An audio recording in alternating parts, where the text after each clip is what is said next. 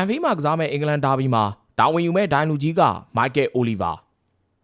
အိုင်ဘတ်ခွန်ရှိကိုနဲ့ဖိုင်သုံးလုံးမေးဆော့မယ်ဆိုရင်မြန်မာနိုင်ငံယုံကြည်စိတ်ချဆုံးရွှေထုံးစီနီယာအေဂျင့်ရဲ့ Viber Telegram နံပါတ်3998894031ကိုခုပဲဆက်သွယ်လိုက်ပါ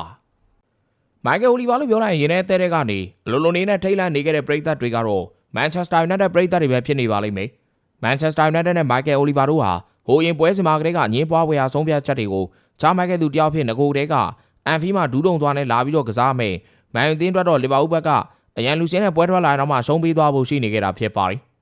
တခိတကမန်ယူတင်းအတွက်ညနေသားပေးခဲ့မှုတဲ့ဒိုင်လူကြီးတယောက်လည်းရှိခဲ့ဘူးပါတယ်သူကတော့ဟောင်းဝက်ပဲဖြစ်ပြီးတော့ခေါင်းပေါ်မှာစပိန်နေမပေါက်တော့တဲ့အထိမန်ယူတင်းမျက်နှာသာပေးခဲ့တဲ့ဒိုင်ဆိုပြီးတော့နာမည်ကြီးခဲ့သေးတာပါဒါချို့တွေဆိုရင်မန်ယူတင်းကပရီးမီးယားလိချန်ပီယံဆုတွေရယူထားနိုင်ခဲ့ခြင်းဟာဒိုင်လူကြီးဟောင်းဝက်ရဲ့မျက်နှာသာပေးမှုတွေကြောင့်ဆိုပြီးတော့ပြောခဲ့သလိုဆိုပါဒိုင်လူကြီးကမန်ယူတင်းရဲ့ပွဲစဉ်တွေကိုတောင်းယူရပြီဆိုရင်လည်းမန်ယူဘက်ကိုမျက်နှာလိုက်လိရှိသလိုမန်ယူပွဲမဟုတ်ပဲတခြားပွဲကိုတောင်းယူရတဲ့ခါမှာလည်းမန်ယူတင်းနဲ့စူပလာပြိုင်ဘက်လိုဖြစ်နေတဲ့အသင်းတွေကိုအမှတ်ရော့အောင်လုံးလေးလုံးထားရှိတဲ့ဒိုင်ဆိုပြီးတော့သတင်းတွေလည်းထွက်ပေါ်ခဲ့ဘူးသလိုအားလုံးကလည်းဝေဖန်ခဲ့ကြဘူးပါတယ်ဒါကြောင့်လည်းဟောင်းဝက်ကမန်ယူဒိုင်ဆိုပြီးတော့နာမည်ကြီးပြီးတော့ဂုံသတင်းတွေကြော်ကြားခဲ့တဲ့ကွင်းလယ်တိုင်းဖြစ်ခဲ့ပြီးတော့သူလည်းကွင်းလယ်တိုင်းဖြစ်ကနေနိုင်သွားပြီးတဲ့နောက်မှာမန်ယူတင်းလည်းပရီးမီးယားလိမှာချန်ပီယံမဖြစ်တော့ဘူးဆိုပြီးပြောဆိုတဲ့နေရာလေးထွက်ပေါ်ထားခဲ့သေးတာပါမန်ယူဖန်တွေကတော့ဆိုပါဝေဖန်ပြောဆိုမှုတွေကိုညှင်းဆိုထားခဲ့ကြပြီးဟောင်းဝက်ရှိစဉ်ကစူပလာအောင်မြင်မှုတွေရခဲ့တဲ့မန်ယူဟာဟောင်းဝက်မရှိတော့မှစူပလာအောင်မြင်မှုတွေနဲ့ဝေးကွာသွားခဲ့တာတိုက်ဆိုင်မှုတက်လာဆိုပြီးတော့မေးရမလို့ဖြစ်နေခဲ့ပါတယ်ဒါတွေကတော့ကာကန်ရှင်တွေကိုယ်တိုင်သာသိမဲ့ကိစ္စတွေလို့ဆိုရမှာဖြစ်ပြီးတစ်ချိန်ကမန်ယူမျက်နှာသာပေးခဲ့တဲ့ဟောင်းဝက်ရှိခဲ့ဘူးသလိုခုကမှတော့မန်ယူတစ်ဖက်သားနှိပ်ကိုချင်တဲ့ဒိုင်တယောက်လည်းရှိနေခဲ့တာဖြစ်ပါတယ်ချစ်တဲ့သူရှိသလိုမုန်းတဲ့သူတွေလည်းရှိတဲ့လောကကြီးထဲမှာမန်ယူတင်းနဲ့မိုက်ကယ်အိုလီဗာမြေတာရှင်ကြီးတယောက်လိုပေါ်တော်မူလာခဲ့တာဖြစ်ပြီးမန်ယူတင်းရဲ့ပွဲစဉ်ကိုတောင်းယူလို့ရှိလို့မန်ယူတင်းဘက်ကိုဝါရီနီတွေဘလူပြန်လို့စွမ်းဆောင်ပြထားခဲ့တဲ့သူလည်းဖြစ်ပါတယ်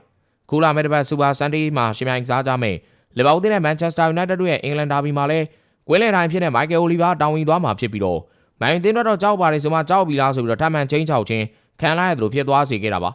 မိုက်ကယ်အိုလီဗာမန်ယူတင်းနဲ့ပတ်သက်ဆုံးဖြတ်ချက်အမှားတွေမလိုအပ်ဘဲနဲ့အဝါကအသုံးပြုတာမျိုးတွေရှိသလိုနည်းနည်းလေးပြန်ပြောလိုက်တာနဲ့သူ့အိတ်ကထဲကအဝါဓာတ်မဟုတ်အနီတကတ်ကိုထုတ်ပြီးတော့ပြသလေးရှိတာကိုလည်းမြင်တွေ့ထားရတာဖြစ်ပါတယ်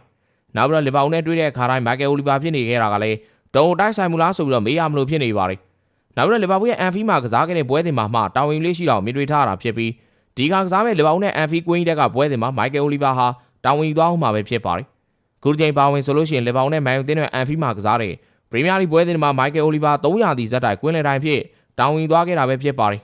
ပြီးခဲ့တဲ့ရာသီတုန်းကအန်ဖီမှာအိုလီဗာရဲ့စွမ်းဆောင်ရင်ကစိတ်ပြက်စရာကောင်းခဲ့ပြီးတော့အဲ့ဒီပွဲမတိုင်ရင်တော့ပိုလိုတော်မှာစိုးဝါးခဲ့ပါသေးတယ်မန်ချက်စတာယူနိုက်တက်အသင်းတို့ကငကိုတွေကခတ်ခဲတဲ့အန်ဖီကွင်းတိုက်ပွဲကပိုလိုတော်မှာခတ်ခဲအောင်လုံးမဲ့သူနဲ့ဆိုတော့မျောလင်းစရာတိတ်ပြီးတော့မရှိတော့ဘူးလို့ပဲဆိုရမှာပါမိုက်ကယ်အိုလီဗာကတော့မန်ယူတင်းစားပိုင်းနဲ့တွေ့တဲ့ခါတိုင်းအဝါကတ်ပြဖို့လက်မနေလေးရှိပြီးတော့ပွဲ90ဝန်းကျင်မှာမန်ယူစားမတွေအဝါကတ်100ကတ်နဲ့အနီးကတ်9ကတ်ထက်မနည်းပြသခဲ့တဲ့သူလည်းပဲဖြစ်ပါတယ်